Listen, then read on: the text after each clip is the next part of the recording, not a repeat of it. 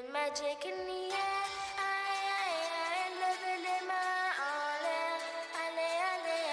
Feel the magic in the air. Assalamualaikum and hello everyone. Today our group will discuss how the respiratory system responds to exercise.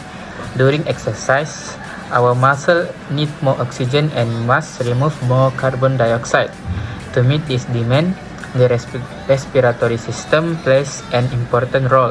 It increases ventilation, improves gas exchange, and support the higher metabolic needs for the body. Exercise also causes two types of response. The first is an acute response, which means the immediate changes in breathing when we start exercising. The second is chronic adaptation, which refers to long-term improvement in our respiratory function after regular training. This adaptation helps the body become more efficient in delivering oxygen and removing carbon dioxide, especially for athletes and physical activity individuals. Hello, my name is Zulkarnain, and today I will explain about the acute or immediate respiratory response that occur when exercise begins. When we start exercising, our body needs more oxygen to produce energy for the working muscle. As a result, the breathing rate increases significantly to meet this higher demand. In addition to breathing faster, tidal volume, which is the amount of air taken in and out with each breath, also increases. This allows more oxygen to enter the lung and more carbon dioxide to be removed from the body. Because both breathing rate and tidal volume increase, minute ventilation also rise. Minute ventilation refers to the total amount of air moved in and out of the lung per minute. These changes do not happen randomly.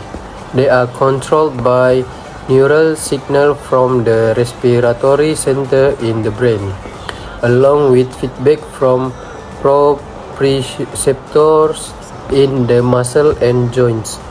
Chemical receptors also play an important role by detecting change in blood carbon dioxide level and pH, ensuring that breathing adjusts quickly during exercise. Overall, this acute respiratory response helps the body maintain oxygen supply and remove waste products efficiently during physical activity. First, I will explain the adaptations in the respiratory muscles due to endurance training. With regular endurance exercise, the respiratory muscles, especially the diaphragm and intercostal muscles, become stronger and more fatigue resistant. Neural coordination of these muscles also improves, allowing breathing to become more efficient and controlled during exercise. These adaptations reduce the effort required for breathing and help athletes maintain performance during prolonged physical activity. Next, endurance training leads to several adaptations in lung capacity and volumes. Although total lung capacity increases only slightly, trained individuals are able to move air more effectively during exercise. Tidal volume increases, especially during maximal exercise, allowing more air to be exchanged with each breath. In highly trained athletes, pulmonary diffusion capacity may also increase, improving the transfer of oxygen from the alveoli into the bloodstream. Finally, endurance training improves ventilatory efficiency.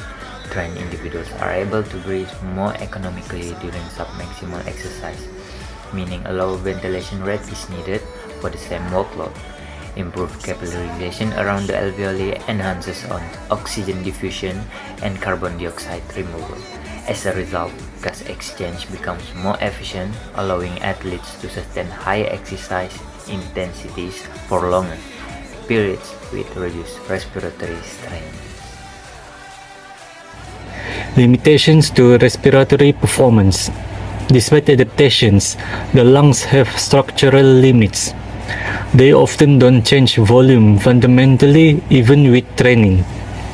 In highly trained athletes, this may become a limiting factor for performance. First, respiratory muscle fatigue. During very intense physical activity, the breathing muscles can become fatigued before other muscles.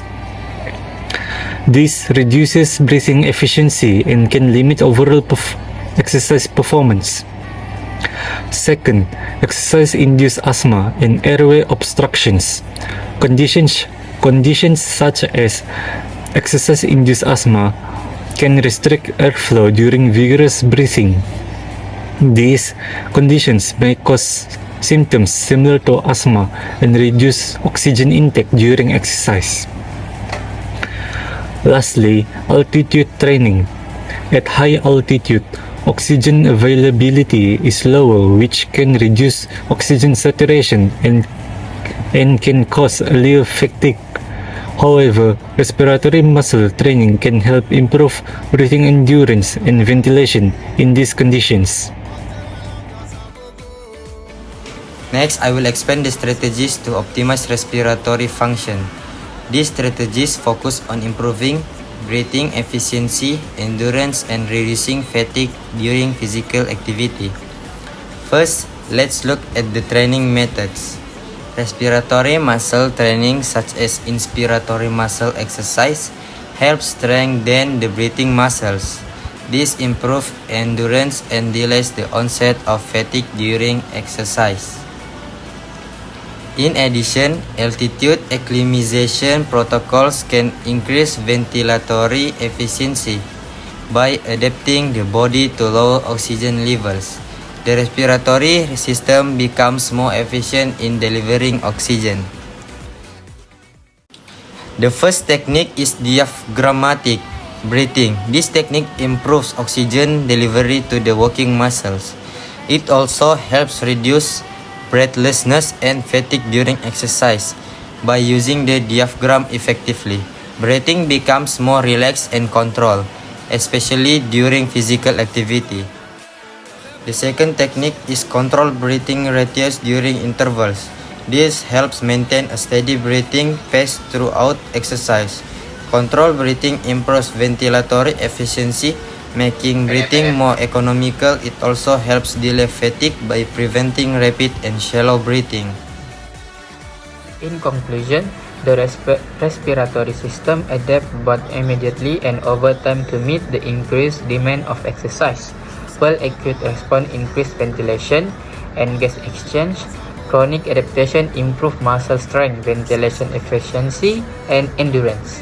In high-performance athletes, understanding limitation and using training strategies can optimize respiratory function and improve overall athletic performance.